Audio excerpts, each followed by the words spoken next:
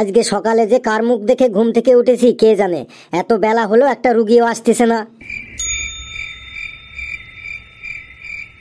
এই যে 200 টাকা ভিজিট দাও আর এই প্রেসক্রিপশনটা নিয়ে নাও, আর সামনের দোকান থেকে ওষুধগুলো ঠিকঠাক কিনে খাবে, তাহলেই তোমার রোগ সেরে যাবে।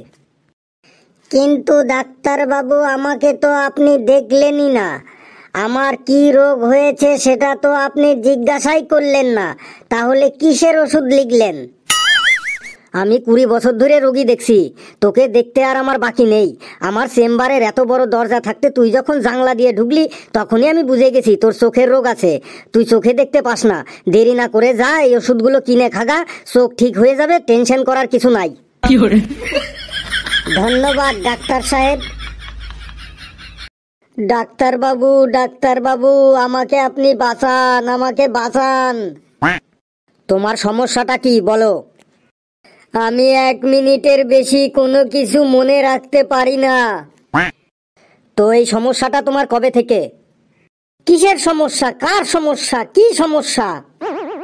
কেন, তুমিই তো এইমাত্র বললে যে তুমি 1 মিনিটের বেশি কিছু মনে রাখতে পারো না। আমি এখন কোথায় আছি? আপনি কে? আমাকে দেখে আপনার মনে হয় যে আমার কোনো সমস্যা থাকতে পারে? আমার কোনো সমস্যা নাই।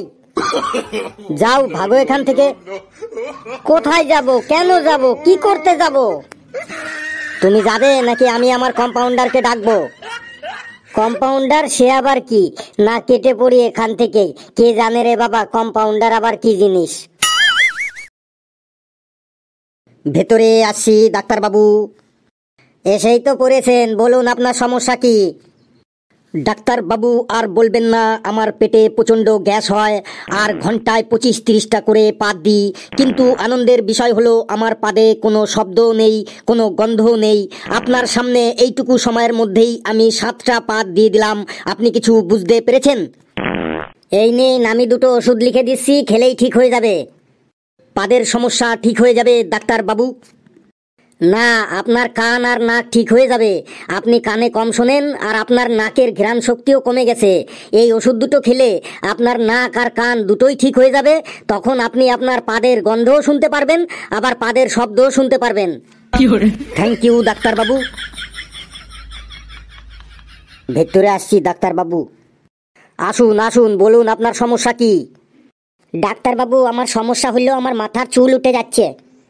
ভালো জিনিস তাড়াতাড়ি উঠে যায়। নিন, এই ওষুধটা লিখে দিচ্ছি, দিনে 3 চামচ খাবেন। বলেন কি ডাক্তার বাবু, চামচ খাবো? চামচ খেলে তো গলায় আটকে যাবে, শুধু ওই ওষুধটা খেলে হবে না? কি পাগলের পাল্লায় পড়লাম রে, আপনাকে চামচ খেতে কে বলেছে? শুধু ওষুধটাই খাবেন। আসুন এবার। ডাক্তার সাহেব, ভেতরে আছেন? হ্যাঁ হ্যাঁ, ভেতরেই আছি, এসো। বলো তোমার সমস্যা কি? ডাক্তার বাবু কোথায়? আমি ডাক্তার বাবু, বলো তোমার সমস্যা কি? আমি কেন বলবো আমার কি সমস্যা? আপনি এত বড় ডাক্তার বাবু, আপনি বলুন আমার কি সমস্যা। এ বেটা তো খুব চালু মাল আছে। কি ভাবছেন ডাক্তার বাবু? সাইনবোর্ডে তো দেখলাম আপনার 15 বছরের রুগী দেখার অভিজ্ঞতা আছে, তাহলে বলুন আমার কি হয়েছে। কিছুই ভাবছি না, তুমি আমার সামনে এসো, আমার কাছে এসো। বুঝে গেছি, আমি বুঝে গেছি। বাবা, তোমার পেটে তো অনেক বড় পাথর হয়েছে, অপারেশন করতে হবে। কিন্তু ডাক্তার সাহেব, আমার পেটে তো কোনো ব্যথা নেই। ব্যথা থাকুক আর না থাকুক, অপারেশন যখন করতে বলেছি অপারেশন করতেই হবে। আজই করতে হবে, এখনই করতে হবে। চলো অপারেশন থিয়েটারে তোমাকে আমি নিয়ে যাই। না ডাক্তার বাবু, আমার 2 দিন ধরে খুব পাতলা পায়খানা হচ্ছে, আমি মজা করার জন্য এরকম করছিলাম। দেখলেন তো, তাহলে আমার 15 বছরের অভিজ্ঞতাটা কেমন সুরসুর করে বলে দিলেন সমস্যাটা কি। এই নিন প্রেসক্রিপশন, আর এই ওষুধগুলো কিনে খাবেন, পাতলা পায়খানা ঠিক হয়ে যাবে। সত্যি বাবা, ডাক্তার বাবুদের কাছে কখনো কোনো ইয়ার্কি করতে নেই। বন্ধুরা, ভিডিওটি কেমন লাগলো তোমরা কমেন্টসে জানাবে, আর ভিডিওটি লাইক করবে, শেয়ার করবে, আর চ্যানেলটিকে সাবস্ক্রাইব করবে। আরো মজার মজার ভিডিও পাবে। সকলে হাসতে থাকো, যত বেশি হাসবে তত বেশি সুস্থ থাকবে। সকলে খুব ভালো থাকবে।